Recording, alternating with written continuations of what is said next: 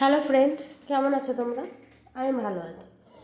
আমি একটা প্রবলেমে পড়েছি, তাই তোমাদের কাছে একটা সলিউশন চাইছি। আমি রোজই প্রায় ভিডিও আপলোড করি ইউটিউবে, কিন্তু নতুন একটা মাঝে একটা নতুন আপডেট দিয়েছিল ইউটিউবে যে 5টা আইটেম তোমাকে ক্যাটাগরির মধ্যে বাছতে হবে। আমি ওটা যতবার করছি রিটার্ন আবার আমার কাছে আবার যখন করছি ধরো তখন ওইটা চলে যাচ্ছে, কিছুক্ষণ পরে আবার চলে আসছে। তা যাই হোক, এই করে করে বেশ অনেক দিনই হলো।